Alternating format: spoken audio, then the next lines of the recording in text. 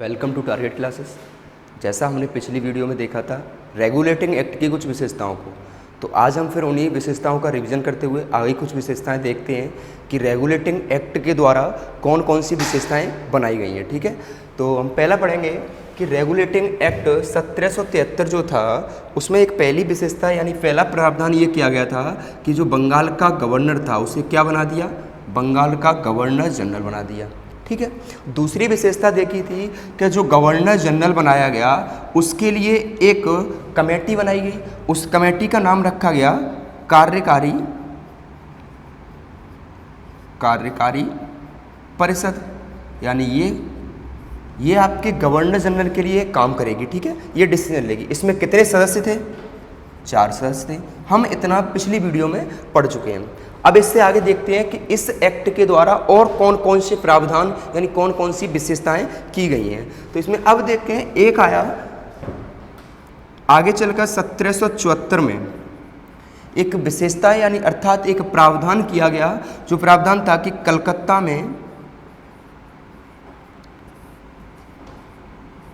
में एक supreme court की स्थापना की गई थी। कलकत्ता में एक सुप्रीम कोर्ट की स्थापना की गई थी। अब जब सुप्रीम कोर्ट की स्थापना की गई तो भाई उस सुप्रीम कोर्ट के कोई न्यायाधीश भी होंगे, सुप्रीम कोर्ट के कोई न्यायाधीश भी होंगे। तो इस समय सुप्रीम कोर्ट के जो न्यायाधीश बने वो थे आपके सर एलिजा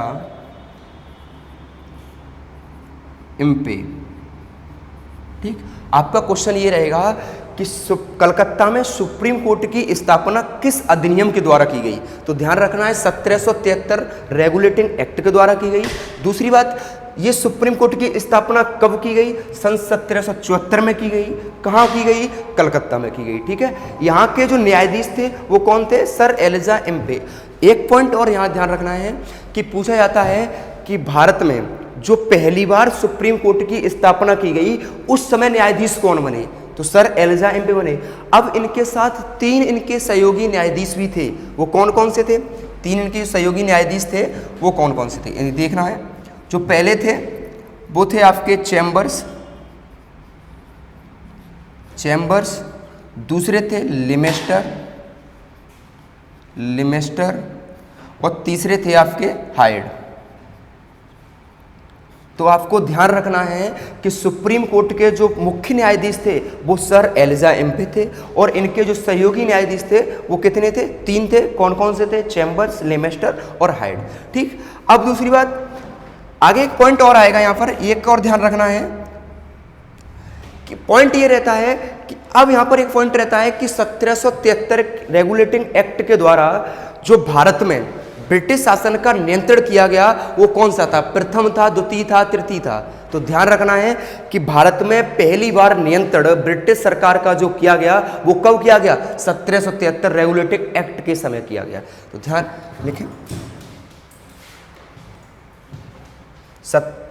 ध्यान रखना है, भारत में पहली बार ब्रिटिश गवर्नमेंट का प्रथम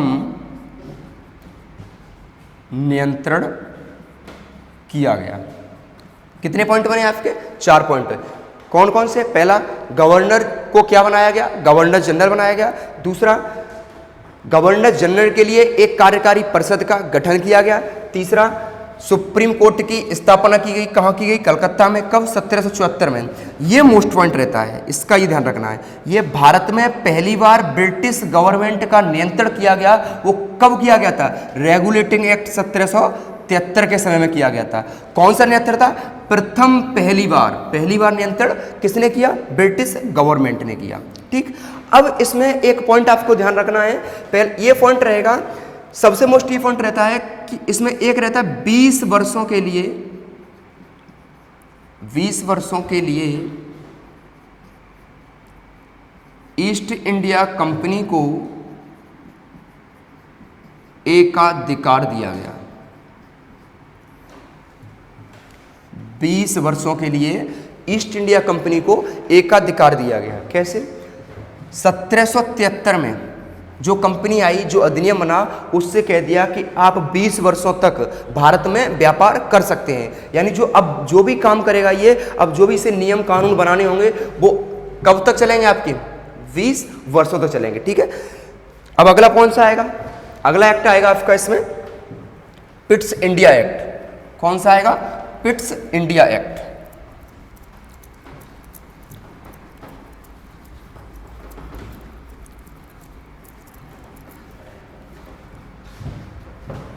अगला है आपका Pitt's India act 1784।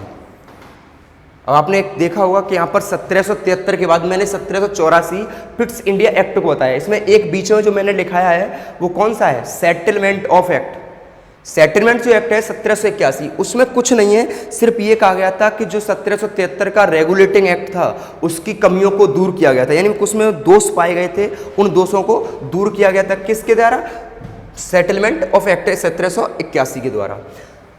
Pitt's India जो एक्ट आया, ये आया ब्रिटिश जो गवर्नमेंट थी उसके कौन थे, प्रधानमंत्री थे पिट्स, विलियम पिट्स। विलियम पिट्स ये ब्रिटिश गवर्नमेंट के प्रधानमंत्री थे, ये इसे लेकर आए थे, इसलिए इनके नाम पर ये एक्ट बनाया गया, पिट्स इंडिया एक्ट।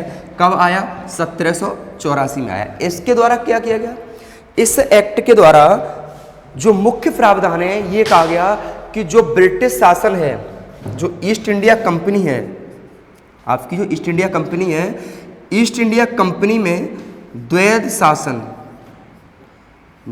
शासन की व्यवस्था की गई। द्वैध शासन की व्यवस्था की गई कैसे, कि जो आपकी ईस्ट इंडिया कंपनी थी इसको दो भागों में बांट दिया। पहले क्या था, 1773 से लेकर आपके इस एक्ट के बनने के समय तक जो भी आपके व्यापारिक और राजनीतिक अधिकार थे वो किसके पास थे, वो ईस्ट इंडिया कंपनी के पास थे। ठीक है, अब जो द्वैध शासन की व्यवस्था की गई उसमें क्या कहा गया कि जो आपके व्यापारिक अधिकार होंगे,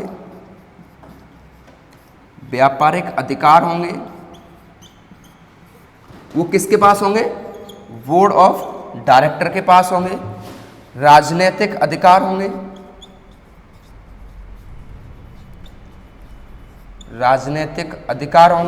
वो किसके पास होंगे, बोर्ड ऑफ कंट्रोलर के पास होंगे। पहले क्या था कि ये दोनों जो अधिकार थे वो किसके पास थे, ईस्ट इंडिया कंपनी के पास। यानी जो बोर्ड ऑफ डायरेक्टर होगा वो कौन होगा, ईस्ट इंडिया कंपनी होगी, और जो बोर्ड ऑफ कंट्रोल होगा उसके जो सदस्य होंगे, कितने सदस्य होंगे उसमें, 6 सदस्य होंगे। ये कौन नियुक्त करेगा, ये क्राउन के द्वारा आएंगे। ये 6 लोग जो आएंगे वो क्राउन के द्वारा आएंगे। तो आपको ध्यान रखना है कि जो पिट्स इंडिया एक्ट आया, इसमें सबसे जो मोस्ट प्रावधान किया गया वो ये कहा गया कि आपके ईस्ट इंडिया कंपनी के व्यापारिक और राजनीतिक अधिकार किस किस के पास किए गए, बोर्ड ऑफ कंट्रोलर और बोर्ड ऑफ डायरेक्टर। तो द्वैध शासन जो बनाया गया वो कब आया, द्वैध शासन 1784 में आया। ठीक, मोस्ट एक पॉइंट और रहता है यहाँ पर, अगला पॉइंट रहेगा। अगले पॉइंट में ये देखना है कि पहली बार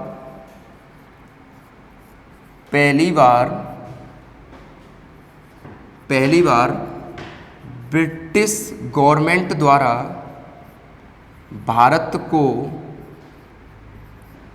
ब्रिटिश आधिपत्य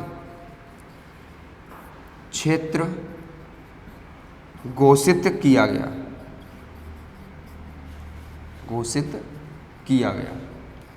तो आपको ध्यान रखना है कि पहली बार ब्रिटिश गवर्नमेंट द्वारा भारत को क्या कहा गया, ब्रिटिश आधिपत्य क्षेत्र कहा गया। पूछा जाता है कि ब्रिटिश आधिपत्य क्षेत्र भारत को किस अधिनियम के द्वारा कहा गया है, तो पिट्स इंडिया एक्ट 1784 के द्वारा कहा गया है। अब यहाँ आपको एक पॉइंट और ध्यान होगा कि ये क्वेश्चन पूछा गया था कि जब भारत कोई आया, भारत आते समय गवर्नर और जाते समय गवर्नर जनरल कौन था, भारत आते समय गवर्नर और भारत से जाते समय गवर्नर जनरल कौन था, तो कौन थे, वारेन हास्टिंग थे। Warren Hastings. ये क्वेश्चन यहाँ ध्यान रखना है कि पूछा गया है कि भारत आते समय जब कोई व्यक्ति भारत आया तो गवर्नर के रूप में आया था, क्योंकि बंगाल का गवर्नर था, और 1773 के अनुसार इसे क्या बना दिया गया, गवर्नर जनरल बना दिया गया। लेकिन इस एक्ट के द्वारा ये व्यक्ति जब भारत से वापस गया तो किस रूप में गया था, ये गवर्नर जनरल बन के गया था यहाँ से। ठीक, अब कौन सा एक्ट आएगा, अगला अधिनियम आएगा 1786 का अधिनियम, 1786 का अधिनियम।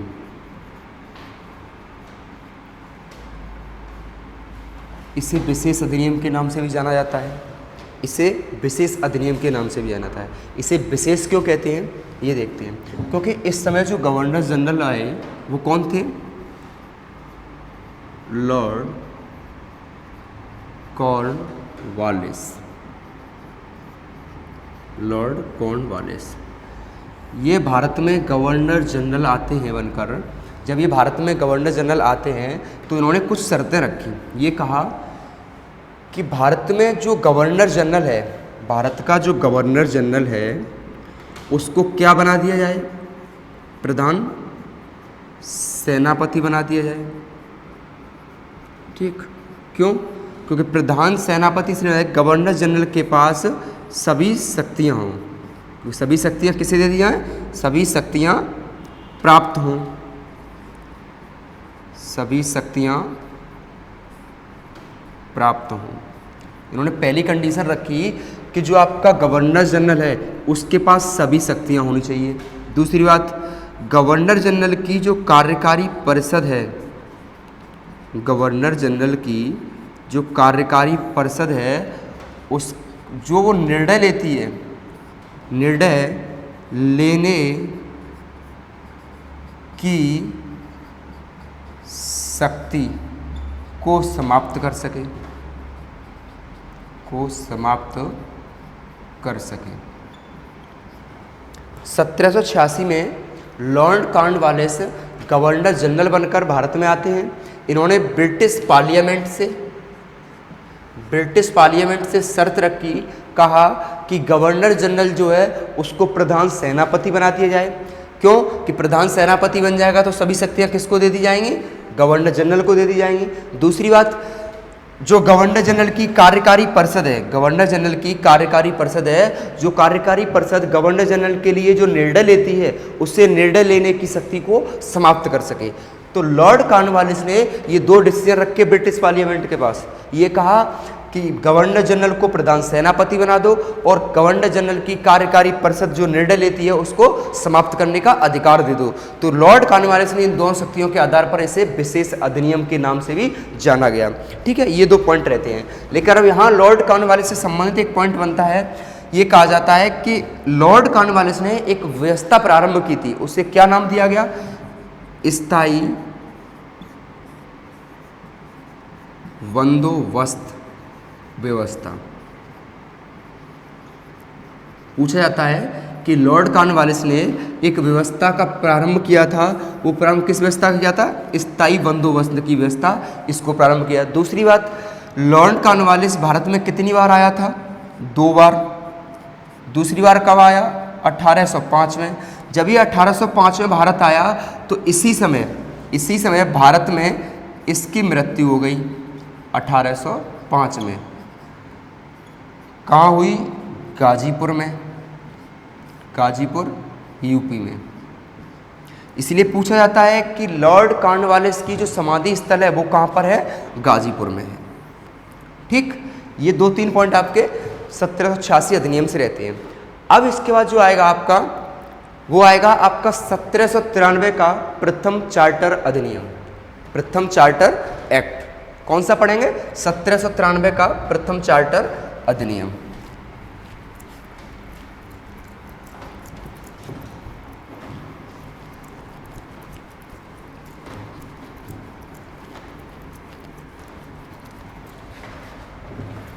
अब आएगा आपका 1793 का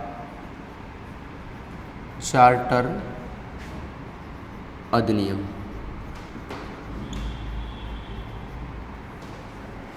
अब आपको यहाँ ये ध्यान रखना है कि जो 1793 का चार्टर अधिनियम है, ये कौन सा अधिनियम है, पहला दूसरा, तो ध्यान रखना है ये जो अधिनियम है वो प्रथम अधिनियम है, प्रथम चार्टर अधिनियम है, प्रथम चार्टर एक्ट है।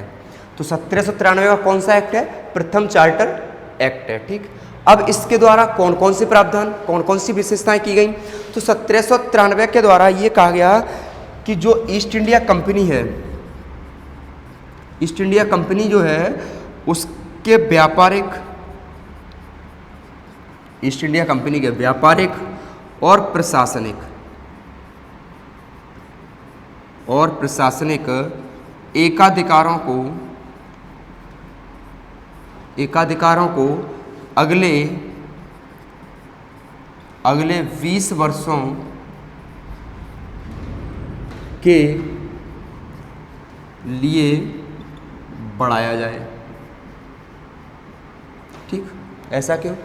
देखो, जब 1773 का, इधर समझे, जब हमने 1773 का रेगुलेटिंग एक्ट पढ़ा तो उसमें मैंने एक बात कही थी आपसे कि इस एक्ट में 20 वर्षों के लिए एकाधिकार दिया गया था, कही थी, अभी बताया था। तो अब 1773 के बाद जो अधिनियम आया 20 वर्षों के लिए बना, तो 20 वर्षों को कंपनी को व्यापार का अधिकार मिल गया। ठीक, अब 1773 तक आपके जो अधिनियम संशोधन होते रहे, उसके बाद 20 साल बाद 1773 के बाद 1793 आया।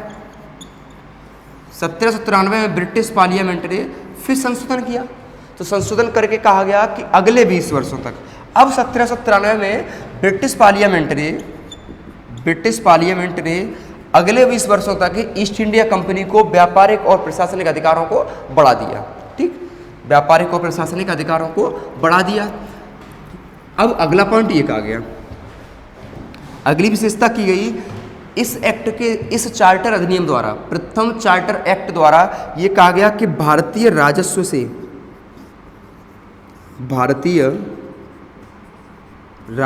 से वेतन देने की व्यवस्था की गई। आप समझ रहे होंगे कि भारतीय राजस्व से वेतन देने की व्यवस्था जो की गई वो किसके लिए थी? यानी भारत में कर रहे कर्मचारियों के लिए या भारत से अन्य बाहरी क्षेत्रों में?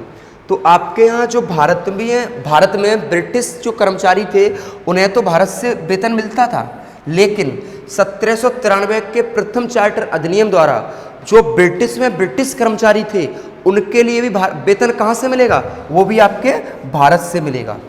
तो ध्यान रख रहा है कि पूछा जाएगा कि ब्रिटिश कर्मचारियों को भारतीय राजस्व से वेतन देने की व्यवस्था किस अधिनियम के द्वारा की गई? 1793 के अधिनियम द्वारा की गई या किस चार्टर एक्ट द्वारा की गई? प्रथम चार्टर एक्ट द्वारा, द्वितीय चार्टर एक्ट द्वारा, तृतीय चार्टर एक्ट द्वारा या चौथे चार्टर? तो ध्यान रखना है आपको, प्रथम चार्टर एक्ट द्वारा ब्रिटिश कर्मचारियों को भारतीय राजस्व से वेतन देने की व्यवस्था को प्रारंभ किया गया। ठीक, अब दूसरे, अगला पॉइंट ये है,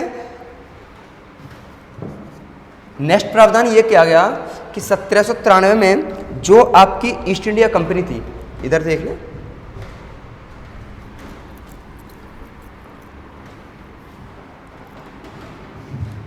प्रथम चार्टर एक्ट द्वारा ये कहा गया कि जो आपकी ईस्ट इंडिया कंपनी है जो भारत में व्यापार कर रही है, ठीक है, कह दिया कि जो ईस्ट इंडिया कंपनी भारत में व्यापार कर रही है वह अब अन्य कंपनियों को व्यापार करने की अनुमति प्राप्त कर सकती है। ईस्ट इंडिया कंपनी को व्यापारिक शक्तियां प्रदान की गई। ये कहा गया, ब्रिटिश पार्लियामेंट ने कह दिया कि अभी तक ईस्ट इंडिया कंपनी के अलावा भारत में कोई व्यापार नहीं करता था, यानी भारत से व्यापार ईस्ट इंडिया कंपनी के अलावा कोई कंपनी नहीं कर सकती थी। अब प्रथम चार्टर एक्ट द्वारा ईस्ट इंडिया कंपनी को शक्ति दे दी, कह दिया कि आप अन्य किसी व्यक्ति से, यानी भारत के अलावा भारत से किसी ब्रिटिश कंपनी या किसी ब्रिटिश व्यक्ति को भी व्यापार करने का अधिकार दे सकते हैं। तो ब्रिटिश पार्लियामेंट न होकर ईस्ट इंडिया कंपनी से किसी भी व्यक्ति या किसी कंपनी को अनुमति प्राप्त करनी होगी, कहाँ से व्यापार करने के लिए? भारत से व्यापार करने के लिए। तो ये शक्ति कब दी गई? 1793 एक्ट प्रथम चार्टर अधिनियम द्वारा।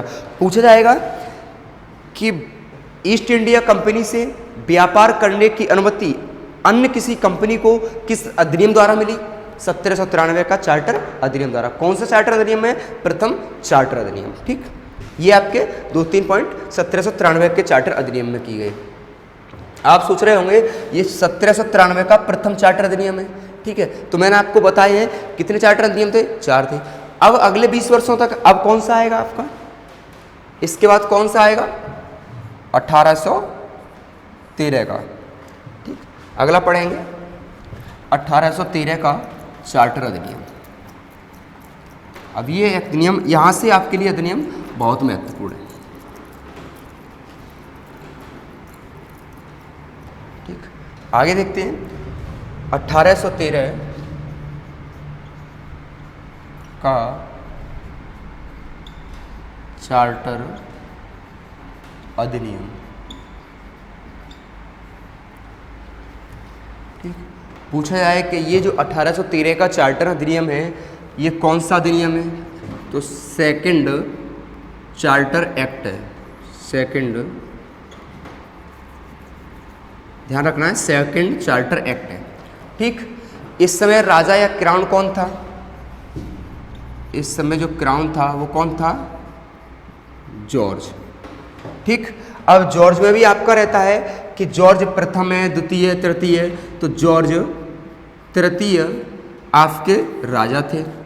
ठीक, जॉर्ज तृतीय राजा थे। तो फिर ये पूछा जाएगा कि बंगाल में जो ये प्रावधान बनाया गया तो बंगाल का गवर्नर कौन था? तो बंगाल का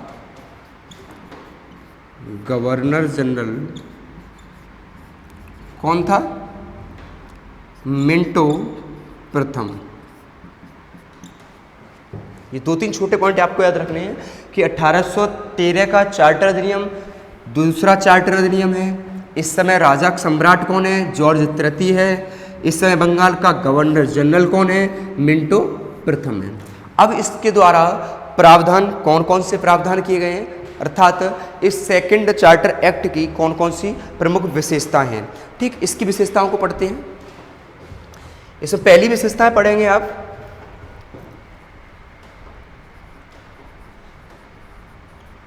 कंपनी के व्यापारिक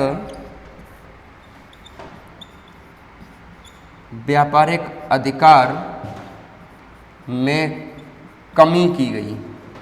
ध्यान रखना है, दूसरे चार्टर अधिनियम द्वारा ईस्ट इंडिया कंपनी के व्यापारिक अधिकार में कमी की गई।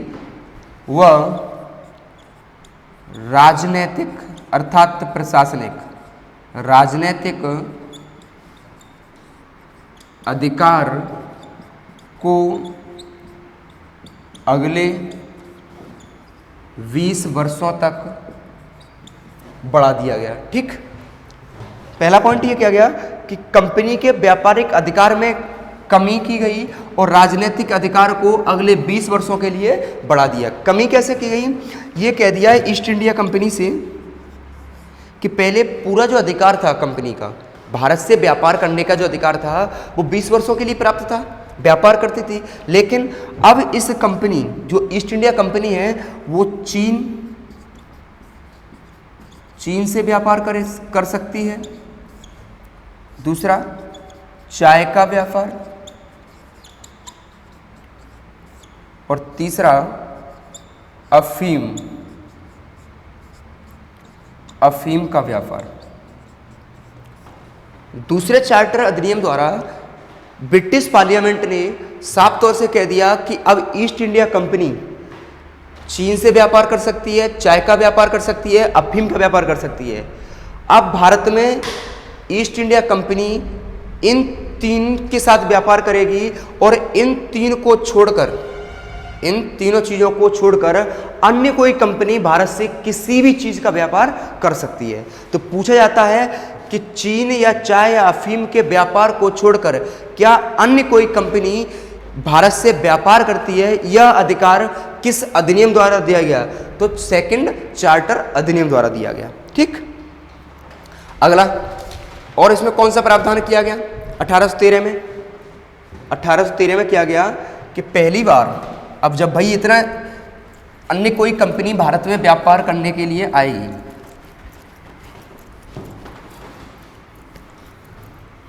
अब कंडीशन देखने को मिली कि जब 1813 के चार्टर अधिनियम द्वारा ब्रिटिश के अन्य कंपनियों को भारत से व्यापार करने की मान्यता प्राप्त हो गई। ठीक है, तो अब ब्रिटिश लोग तो भाई पढ़े लिखे थे, तो अब भारत में जरूरत पड़ी शिक्षा की, कि जब ब्रिटिश लोग एक इंग्लिश शिक्षा को लेकर जागरूक थे, तो अब भारत में जब व्यापार करने आएंगे तो उन्हें शिक्षा की जरूरत पड़ेगी।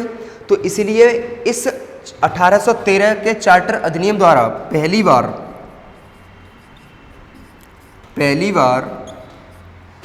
बार East India Company, charter act द्वारा पहली बार ईस्ट इंडिया कंपनी ने शिक्षा के लिए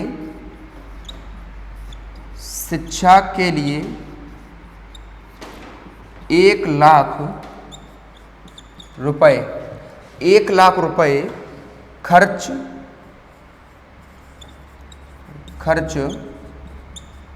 करने की व्यवस्था की। ठीक, ध्यान रखना है कि पहली बार शिक्षा के लिए 1 लाख रुपए की खर्च की व्यवस्था का प्रावधान किस अधिनियम द्वारा किया गया? 1813 के चार्टर अधिनियम द्वारा। दूसरा, भारत में